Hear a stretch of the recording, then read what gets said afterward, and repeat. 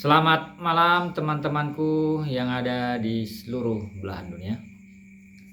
Teman-teman yang berbahagia, saya Bang Lu ya, mengucapkan syukur dan terima kasih mau berbagi sedikit info tentang hal-hal sakit akibat sihir ya. Tapi kalau malam ini saya coba akan memberi semacam pengetahuan singkat bagian yang pertama sekali diserang oleh sihir, sehingga seseorang tersebut menjadi sakit yang tidak jelas. Nah, tapi sebelumnya saya mengucapkan dulu salam logika, berlimpahlah kebijaksanaan untukmu dan keluargamu kini dan masa yang akan datang, dan selamat malam. Shalom, assalamualaikum, damai sejahtera, Om Swastiastu dan Namo Buddhaya, serta salam kebajikan buat teman-temanku semuanya yang ada di seluruh belahan dunia. Nah, teman-temanku semuanya,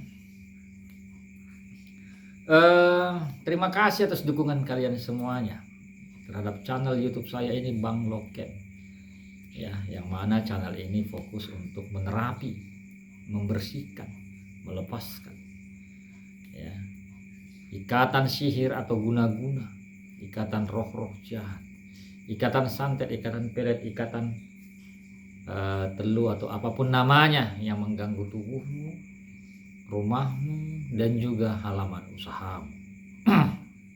Nah, jadi kita live terapi sistemnya gabung teman-teman ya. Jadi kalau ada yang mau live terapi, pembersihan dan pelepasan, silahkan bergabung di channel ini. Dan teman-teman semuanya, saya malam ini memberikan semacam pengetahuan singkat. Bagian apa sih yang pertama sekali diserang sihir pada korban akibat sihir? Nah, teman-teman semuanya, bagian yang pertama sekali yang diserang oleh sihir adalah bagian kepala ya. Mungkin banyak orang bilang di luar sana ya, yang pertama sekali diganggu sihir itu adalah hawa rumah, sehingga menimbulkan bunyi-bunyi yang tidak sedap di rumah ya. Kemudian ada suara-suara, bunyi-bunyi benda jatuh. Nah, itu hawanya, hawa sihir. Bukan itu menurut saya yang pertama. Nah, perlu teman-teman ketahui, hawa itu bisa kita rasakan bila seseorang itu sudah terkena sihir. Nah, jadi hal yang pertama yang dilakukan si dudu ataupun si pelaku sihir atau si pelaku santet ataupun si pelaku pelet adalah memasukkan sesuatu ke dalam tubuh si korban. Yang dimasukkan ini adalah sihir berupa makanan atau minuman. Kalau angin dia belum. Ya. Dia harus memasukkan sesuatu ke dalam dirinya, di dalam diri si korban. Nah, yang dimasukkan ke dalam diri si korban ini, yang berupa makanan atau minuman yang dicampur ke dalamnya, ini bekerja untuk merubah mindset, pola pikir. Yang dia hantam adalah bagian kepala, bagian belakang, sama ubun-ubun. Kadang lebih parah sampai ke sini. Lebih parah lagi, ini panas ubun-ubun ini gitu. Kemudian bisa sampai ke sini belakang telinga, maka timbul bisikan-bisikan. Itu yang pertama sekali dihantam oleh santet atau sihir atau pelet atau guna-guna atau telur. Bukan hawa itu menyusul ketika si korban ini sudah dikuasai pola pikirnya. Ketika pola pikir ini sudah dikuasai, disinilah yang berkecamuk yang namanya ketakutan tidak jelas. Berputar-putar disinilah penyakit yang tidak jelas. Kita merasakan tidak enak badan, ketakutan, gitu.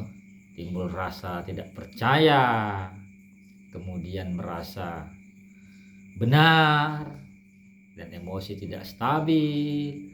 Ketika ini panas, menimbulkan rambut rontok, gitu. dan mulailah badan ini tidak enak. Nah, jadi kenapa sihir itu mengutamakan menyerang kepala dulu, belum yang lain? Karena untuk membuat pikiranmu dapat dia kontrol dari jarak jauh, agar kau tidak diobati. Ketika seseorang terkena santet, dia akan merasa sehat. Tetapi yang melihat dia sakit adalah orang di sekitarnya. Itu pertama-tama.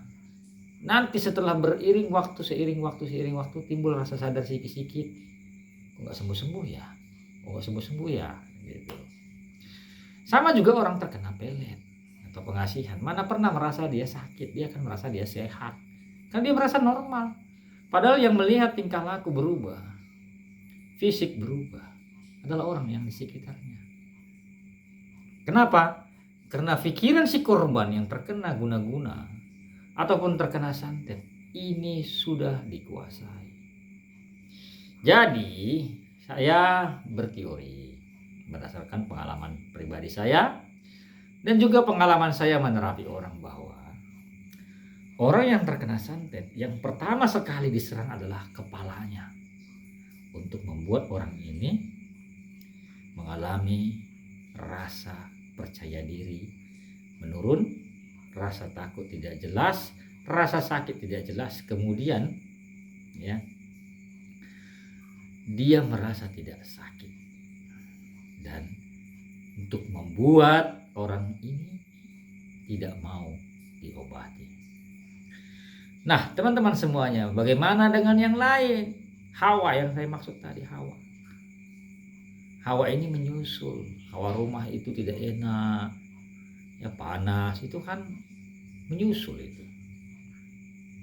Nah, jadi teman-teman, itulah tujuannya santet menyerang seseorang. Yang paling utama dia serang adalah pola pikir atau pikirannya, sehingga orang ini tidak bisa tidur dengan nyenyak dan mimpi buruk.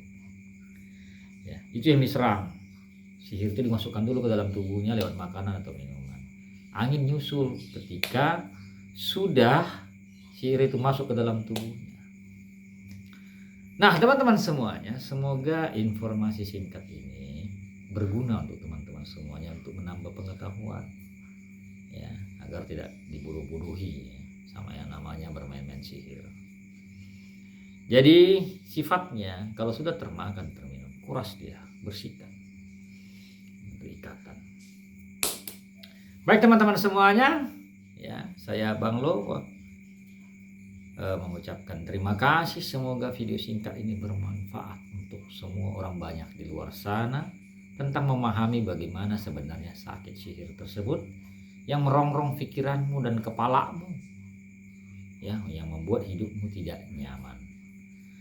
Dan kalau teman-teman merasa video ini memiliki manfaat, silakan kalau ada yang mengucapkan terima kasih atau super thanks di bawah video. Saya Bang Lo pamit undur. I love you, I miss you. Bye bye.